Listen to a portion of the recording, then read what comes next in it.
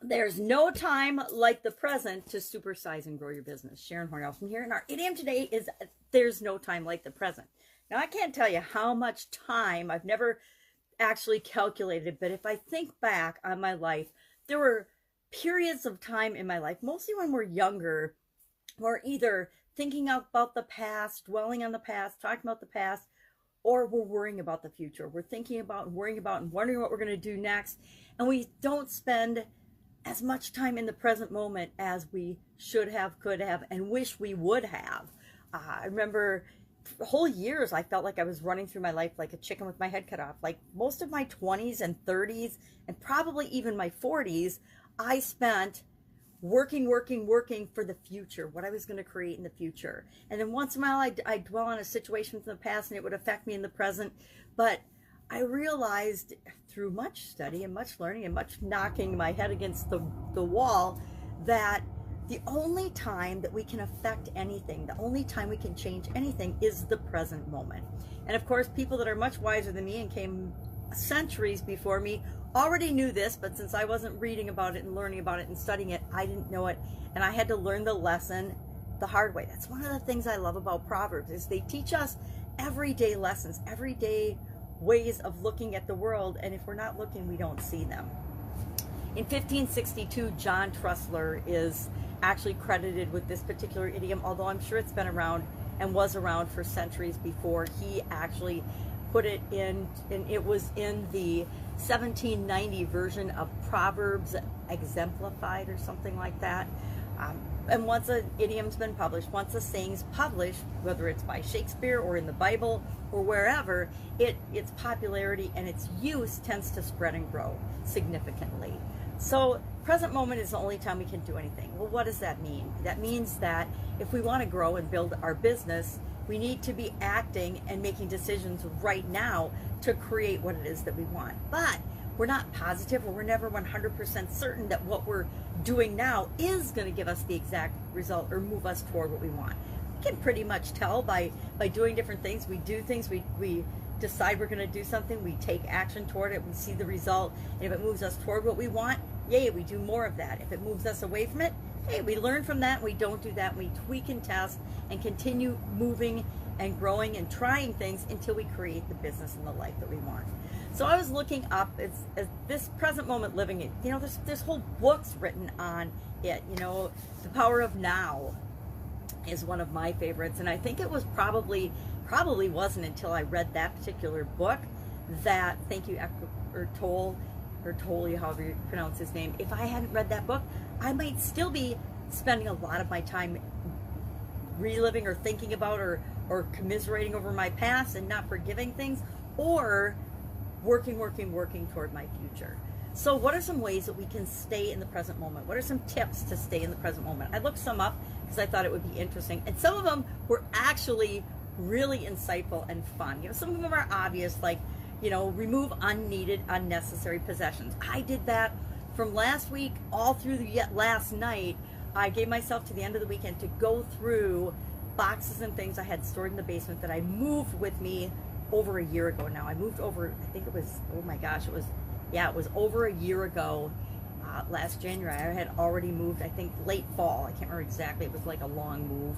But I had, of course, boxes and boxes and boxes of stuff that I brought with me that a year had gone by and I had not looked in them or taken anything out of them or gone to them, except for maybe on a handful of occasions, and I knew I needed to get rid of some of that stuff. Now, the truth is, I still have a storage unit full of boxes and things just like that I need to go through in the spring. But it's winter here in Wisconsin, so I bought myself some months of time to not have to worry about it, and I can do it in little batches. But we want to get rid of and remove unnecessary possessions.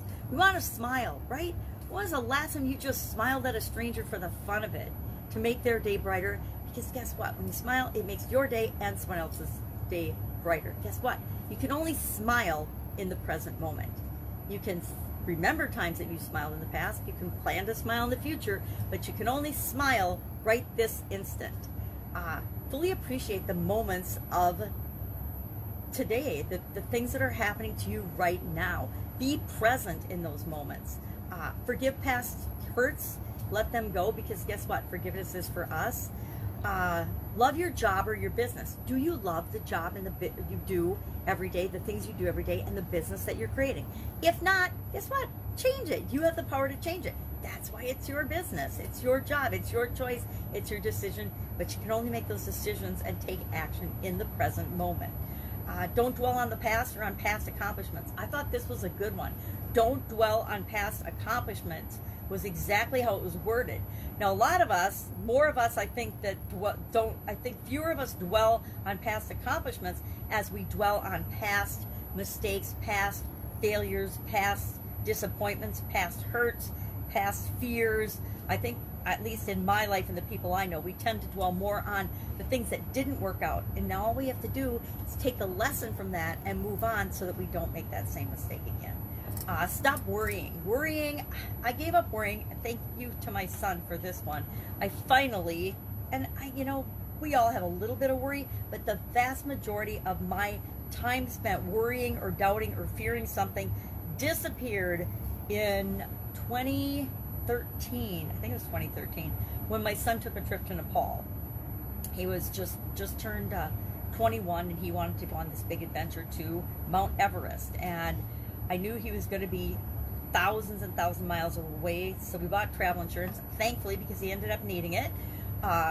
He had to get airlifted off of Mount Everest because he got high mountain altitude sickness. But I learned from that trip early, like the first 2 days of that trip, he got, it was the golden, I think they call it the golden something, or golden weeks, or golden something in Asia. And during that 2 weeks, it's like spring break here in the United States for kids, although it's spread out over more than 2 weeks. They have a 2-week period where everything is booked solid because of the golden vacation or golden time or whatever it is. And so he ended up being stuck in Japan. Well, luckily, my nephew and his wife and their new baby were stationed in Okinawa, so he actually got to go stay with them for 3 or 4 days and meet his brand new cousin. But I learned during that trip that I could not worry. I couldn't worry about him. There was nothing I could do 8,000 miles or whatever it is away. So I knew I had to just let him be an adult and trust that he would figure it out. And that actually broke the worry button in my life and taught me that there was no point in worrying. Yeah, it takes big things sometimes to help us learn those lessons.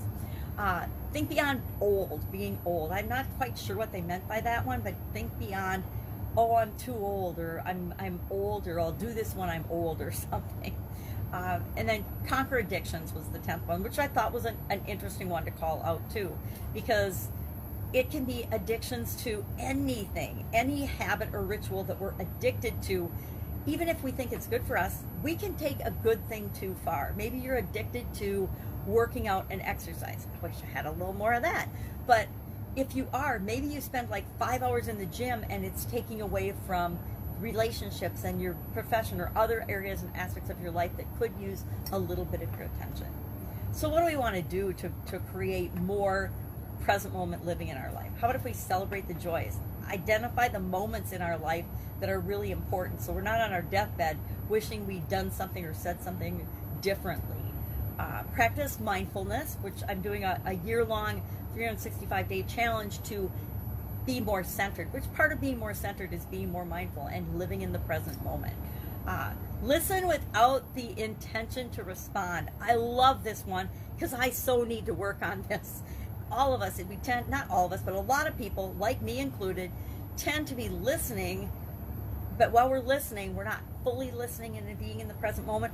We're listening for what we need to say next, what we need to respond, how we need to, especially as coaches and consultants, I think we're looking for all the things we need to help with and comment on, and that means we're not necessarily listening and being present with our whole being. So I love that one. It's okay to not know the answers. I don't remember when I first realized this, but it was early on in my career, my corporate career. I had to be okay with saying, hey, I don't know the answer to your question right now, but I'll be glad to go find out.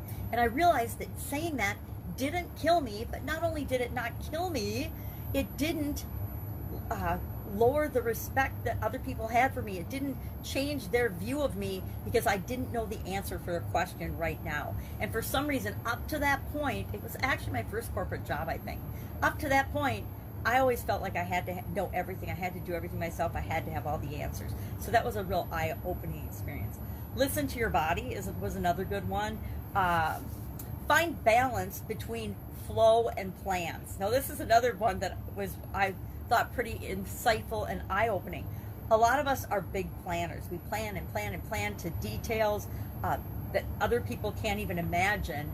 And we forget that part of what happens in order to create our businesses and create success has more to do with flow and letting things happen as they're meant to happen versus having to plan out and control everything. I guess it's a difference between flow and control if I think about it.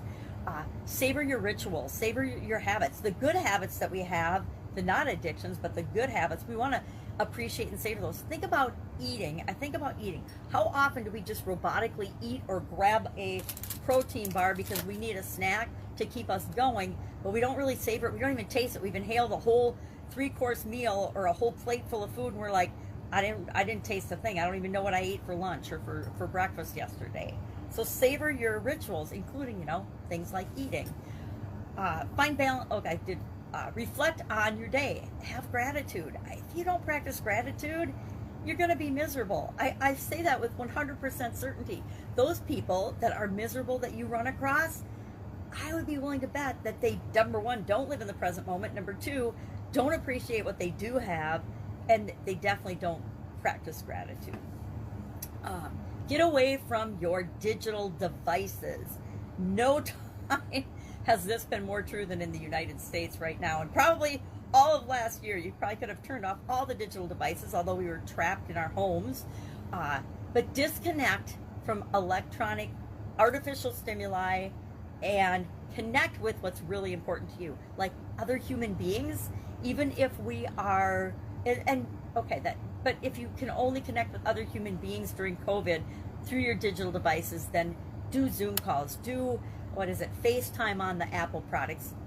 But don't just be scrolling through and living vicariously through other people's lives, because you're not seeing their real lives. You're just seeing a version of their lives that they want you to see.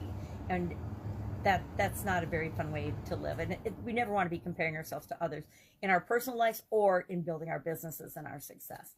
So that's just some of the things I learned about There's No Time Like the Present. Love to know how this idiom, how this expression has impacted you and growing your business. Share in the comments below or message me, and I'll be with you tomorrow with another interesting idiom. What does it mean? Where does it come from? And how might you use it to supersize and grow the business you want right now?